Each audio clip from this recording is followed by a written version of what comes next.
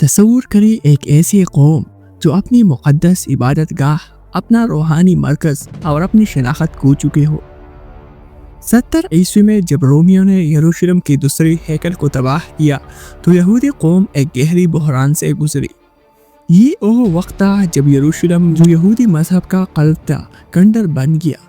یہودی دنیا بھر میں منتشر ہو رہے تھے اور ان کی زبانی روایات جو صدیوں سے عربیوں کے ذریعے منتقل ہوتی تھی خطرے میں پڑ گئی۔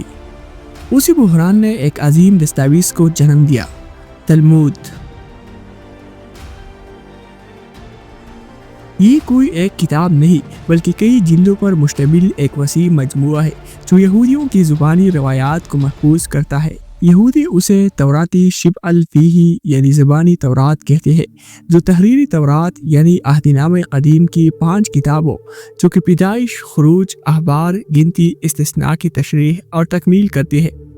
تلمود یہودیوں کے لیے ایک رہنما کی حیثیت رکھتی ہے جو انہیں بتاتی ہے کہ خدا کے احکامات کو روزمرہ زندگی میں کیسے نافذ کیا جائے، چاہے وہ عبادات ہو، شادی و طلاق کے قوانین ہو، کھانے کے کوشر اصول ہو یا حتیٰ کہ کاروباری لین دین کے ضابطے۔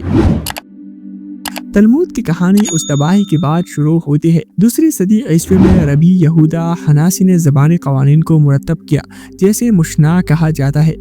یہ مشنا تلمود کا بنیادی ڈھانچہ ہے جو 6 ابواب یا صدر پر مشتمل ہے، جیسے زراعت، عبادات، خاندانی قوانین اور عدالتی نظام۔ اس کے بعد صدیوں تک ربیوں نے مشنا کی تشریحات اور مناظرے کی جو جمیرہ کے نام سے تلمود کا حصہ بنی۔ یہ مناظرے تلمود کے روح ہے، جہاں ربی جیسے حلیل اور شمائی مختلف نقطہ ہائی نظر پیش کرتے ہیں۔ مثال کے طور پر ربی حلیل زیادہ نرم اور عملی رائے رکھتے تھے، جبکہ شمائی سخت گیر تھے۔ ان کی اختلافات کو تلمود میں محفوظ کیا گیا جو اسے ایک زندہ اور متحرک دستاویز بناتا ہے۔ تلمود کی 2 بڑی نسخے ہیں، بابلی تلمود جو 5ویں سے 6 صدی عیسوی میں بابل میں مرتب ہوا اور اپنی گہرائی کی وجہ سے زیادہ مشہور ہے، اور یروشلمی تلمود جو 4 صدی میں یروشلم میں بنایا گیا لیکن کم مفصل ہے۔ بابلی تلمود تقریباً 2711 صفحات پر مشتمل ہے اور اسے مکمل پڑھنے میں برسوں لگتی ہے۔ یہودی ایک پروگرام دف یومی کے تحت ہر روز ایک صفحہ پڑھتے ہیں جو 7.5 سال میں مکمل ہوتا ہے اور اسی کی تکمیل پر سیوم ہشتس نامی جشن مناتی ہے۔ تلمود کا مواد زندگی کی ہر پہلو کو چھوتا ہے۔ ہلاخہ یعنی قوانین ہے جو عبادات، خاندانی معاملات، کھانے کے اصول اور کاروباری اخلاقیات کو رکھتی ہے۔ مثال کے طور پر تلمود میں ایک جگہ بحث ہے کہ اگر آپ کو مرغی پڑوسی کی برتن توڑ لے یا اس کے باغ میں نقصان کرے تو اس کی تلافی کیسے ہوں گی۔ یہ عملی سوالات تلمود کو زمینی اور قابل عمل بناتی ہے۔ پھر آگادہ ہے جو فلسفیانہ کہانیاں، حکایات اور اخلاقی سبق پیش کرتی ہے۔ یہ کہانیاں یہودیوں کو اخلاقیات اور خدا سے تعلق کی ترغیب دیتی ہے۔ مثلا ایک آگادہ کہانی میں ایک ربی سے پوچھا جاتا ہے کہ خدا کی موجودگی کو کیسا سمجھا جائے، اور وہ جواب دیتا ہے یہ ہر اس عمل میں ہے جو انسانیت کے لیے خیر لاتا ہو۔ یہ تنوع تلمود کو ایک جامع رہنما بناتا ہے جو یہودیوں کو نہ صرف دینی بلکہ سماجی اور اخلاقی زندگی میں بھی رہنمائی دیتا ہے۔ لیکن تلمود کی کہانی تنازعات سے خالی نہیں۔ صدیوں سے اس پر اعتراضات اٹھائی گئی، خاص طور پر عیسائیوں اور دیگر گروہوں کی طرف سے، جنہوں نے دعویٰ کیا کہ اس میں غیر یہودیوں یا حضرت عیسیٰ علیہ السلام کے خلاف باتیں ہیں۔ قرون وسطیٰ میں یہ تنازعات عروج پر تھی۔ 1242 عیسوی میں پیرس میں تلمود کی ہزاروں جلدیں جلائی گئی کیونکہ عیسائی پادریوں نے اسے عیسائیت کے خلاف سمجھا۔ 13ویں سے 16ویں صدی تک یورپ میں، خاص طور پر اٹلی اور اسپین میں تلمود پر کئی بار پابندی لگی۔ 1553 میں اٹلی میں پوپ کے حکم پر تلمود کی کاپیاں نظر آتش کی گئی۔ یہودی علماء جیسے ربی عادل اسٹینسالٹس اور ربی جوناتھن سیکس کہتے ہیں کہ یہ اعتراضات اکثر غلط ترجموں یا سیاق و سباق سے ہٹ کر پڑھنے کی وجہ سے ہے۔ تلمود کی زیادہ تر بحثیں یہودیوں کو اپنے قوانین، معاشرتی ڈھانچے اور اخلاقیات سے متعلق ہے، نہ کہ دوسروں کے خلاف۔ حضرت عیسیٰ علیہ السلام کے بارے میں چند متنازع حوالوں کا ذکر ملتا ہے، خاص طور پر تراکتات سانہدرین 43A اور گٹھین 57A میں، لیکن جدید یہودی علماء کہتے ہیں کہ یہ حوالے یا تو غیر مستند ہے یا اس دور کی مخصوص سیاسی اور مذہبی حالات کی عکاسی کرتے ہیں جب یہودی رومیوں کے ظلم کا شکار تھے۔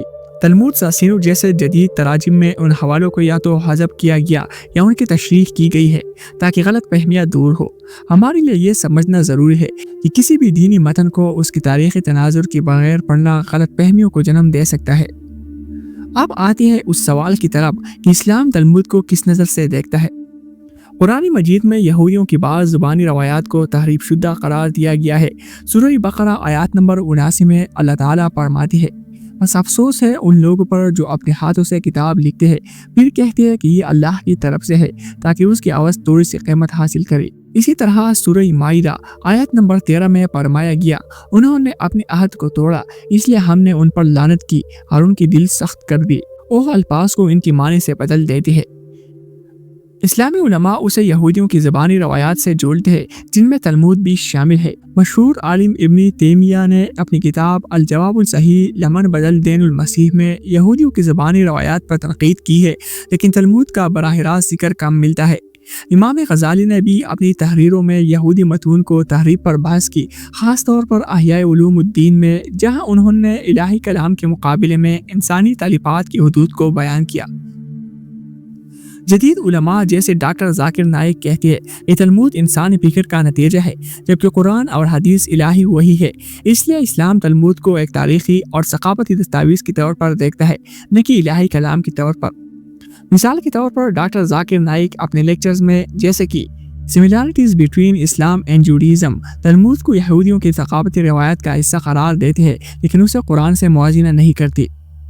آج کے دور میں تلمود یہودی مذہبی زندگی کا ایک اہم حصہ ہے۔ اسرائیل میں انتہائی قدامت پسند گروہ جیسے حریدی یہودی تلمود کو اپنی زندگی کا رہنما سمجھتے ہیں اور اس کے قوانین کو شادی، طلاق اور عبادات جیسے معاملات میں استعمال کرتے ہیں۔ تاہم جدید اسرائیلی قوانین زیادہ تر سیکولر ہے اور تلمود کا اثر صرف مذہبی اور خاندانی معاملات تک محدود ہے۔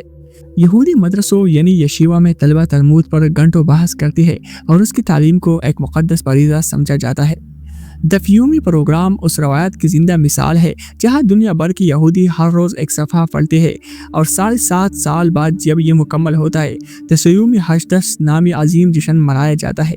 یہ روایت ظاہر کرتی ہے کہ تلمود آج بھی یہودیوں کے لیے ایک زندہ اور متحرک دستاویز ہے جو ان کی ثقافتی اور مذہبی شناخت کو جوڑے رکھتے ہیں۔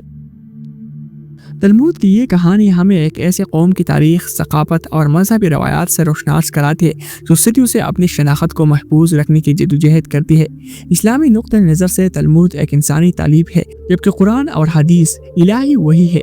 اس کا مطالعہ ہمیں یہودی مذہب کے بارے میں سمجھنے اور مذاہب کے درمیان فرق و مشترکات کو جاننے میں مدد دیتا ہے۔ کبھی آپ نے سوچا انسان کے چہرے پر 2 آنکھیں کیوں ہیں؟ 2 کان، 2 نتنے اور صرف ایک زبان؟ یہ اتفاق نہیں، یہ الہی کتابت ہے۔ انسان کا جسم خدا کی قلم سے لکھا گیا ایک جملہ ہے، ہر عضو ایک حرف اور ہر حرکت ایک آیت۔ وہ جسے قرآن کی 28 حروف ہے، ایسے ہی انسان کے جسم میں 28 ظاہری نشان ہے۔